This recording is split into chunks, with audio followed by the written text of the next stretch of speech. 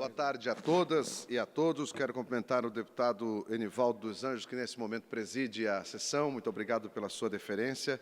Quero fazer um registro especial também ao deputado da Vitória, que tem nos recebido nesse lugar aqui. Muito obrigado. Parabéns pelo seu trabalho, que tem sido já constante. O tema que nós vamos tratar aqui já é um tema bastante conhecido pelo deputado da Vitória, sobre o Pacto Federativo. Deixar o meu registro também agradecimento ao meu colega de Unali, presidente da Unali, e que representa muito bem essa casa na direção da União dos Legisladores Nacionais, o deputado Sandro Locutor. Quero também deixar o meu agradecimento ao presidente dessa casa, o deputado Teodoro Ferraço, que nos recebe, como todos vocês aqui, muito bem. Eu faço parte da Assembleia Legislativa de Santa Catarina e nós criamos lá, deputados e deputadas, uma frente parlamentar, que essa frente parlamentar, ela tratou de 4 assuntos. Vários foram os assuntos que os deputados trouxeram para a reforma administrativa, aliás, da Constituição, mas 4 assuntos ficaram. E agora nós estamos visitando as Assembleias Legislativas para que possamos estar agregando a esse momento. Eu queria aqui passar, pode passar lá? Eu acho que os de baixo são as PECs, nós chamamos de PECs das Assembleias Legislativas do Brasil, pode passar mais um. Nós estamos tratando do tema como uma ampliação da autonomia dos estados e municípios e do poder do cidadão. Isso porque nós, legislativos estaduais, deputado, muitas vezes a gente fica entre a Constituição Federal e não conseguimos legislar, porque tudo é união, tudo é união.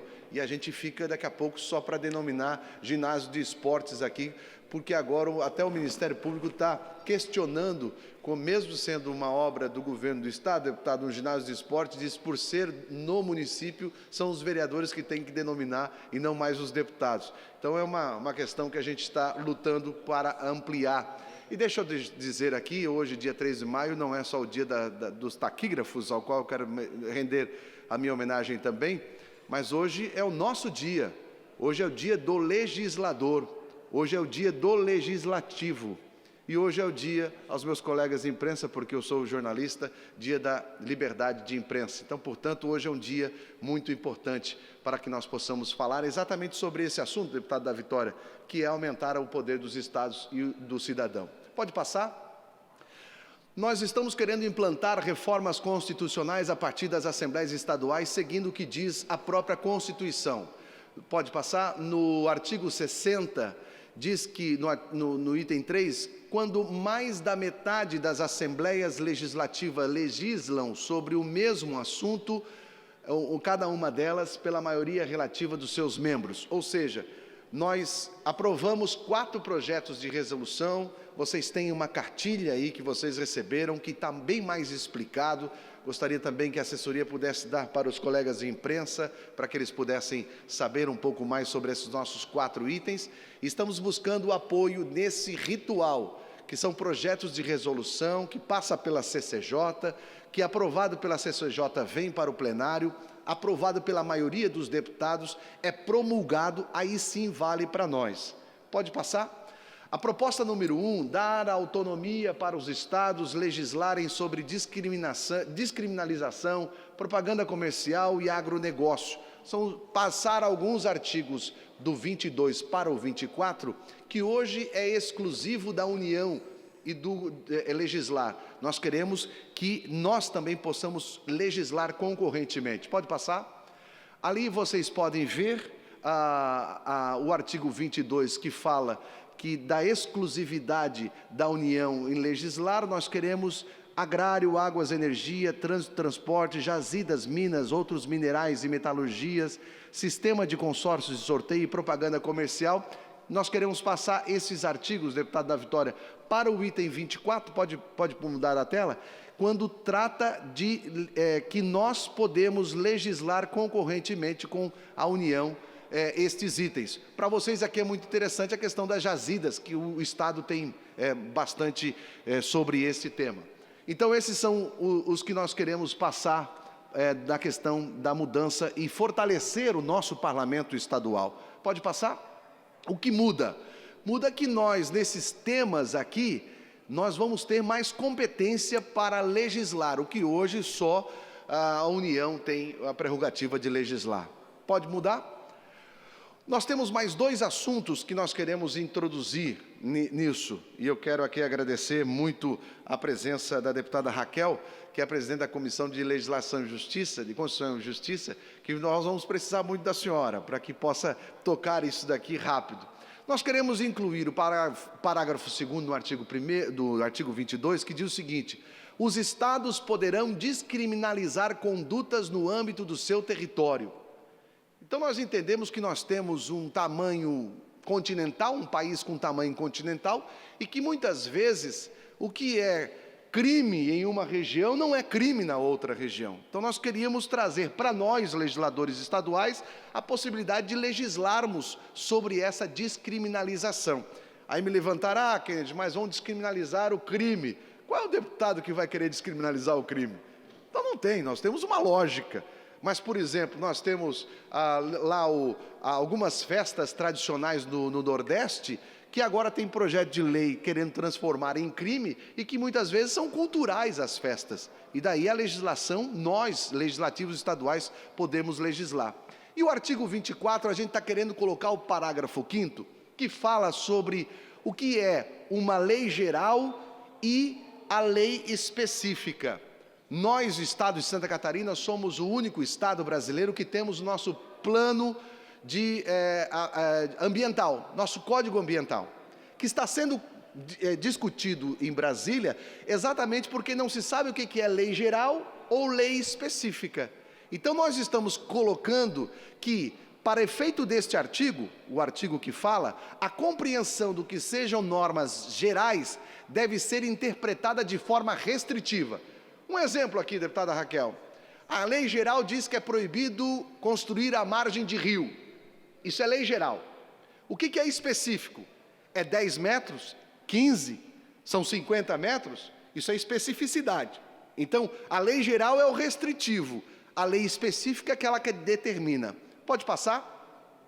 Eu estou correndo bastante aqui para conseguir dar o negócio. Nós vamos ter uma maior autonomia dos estados para legislar sobre esses temas e modificações que possam adaptar o texto às realidades e evolução da sociedade brasileira e a dinâmica entre a sociedade e o estado. Pode passar? O outro ponto, olha aqui, eu queria chamar a atenção dos deputados aqui sobre este assunto que é o agronegócio, né? O anterior, vamos voltar aqui, esse daqui? Ok, eu tô com o tempo ali. Eu tenho só mais 2 minutos, então, tá ok. O presidente aqui disse para o meu presidente. Então, assim, nós queremos ter a possibilidade de legislar sobre o sistema agrário, águas, energia, trânsito e transporte.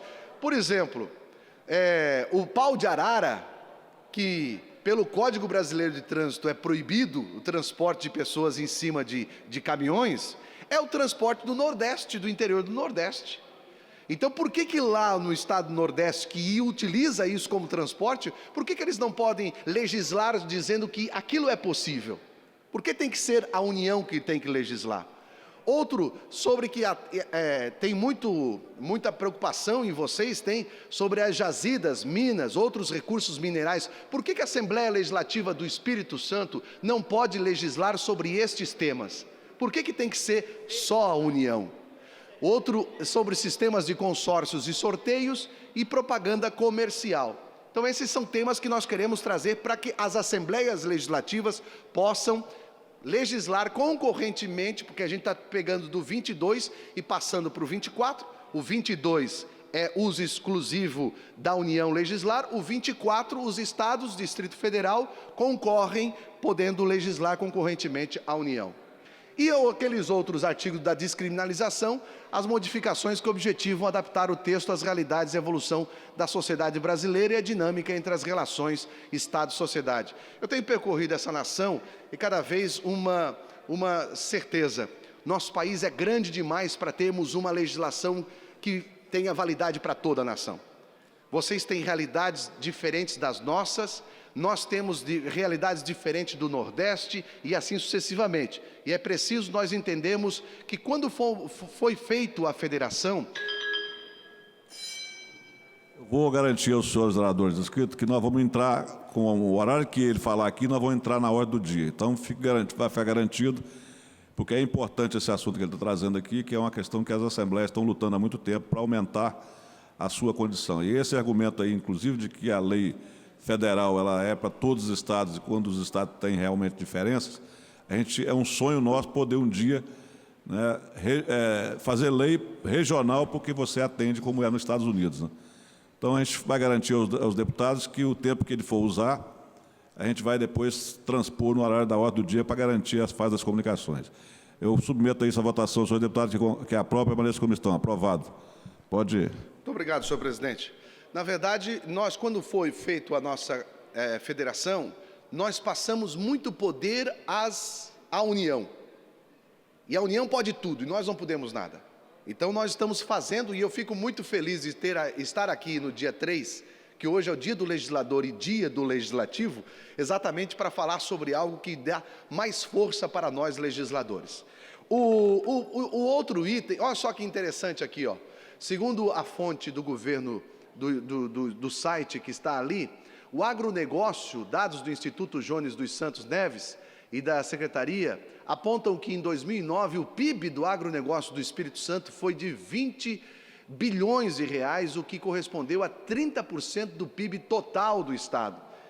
E eu entendo que este item do agronegócio é algo que nós precisamos legislar aqui, cada um a sua região.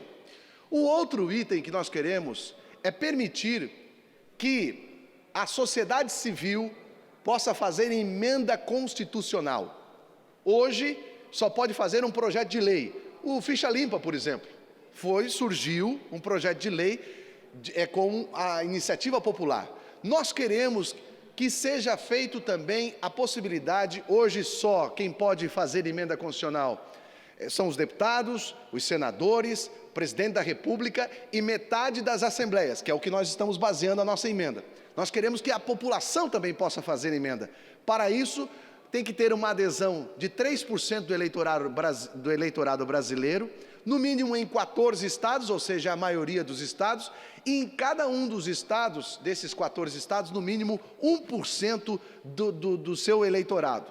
Então, você abre a possibilidade do cidadão se organizar e fazer uma emenda constitucional, mas garante também que isso seja uma vontade da maioria de todos, tanto dos estados como também dos eleitores. Então, está aí como ficaria a emenda da proposta de termos emenda constitucional a partir do cidadão.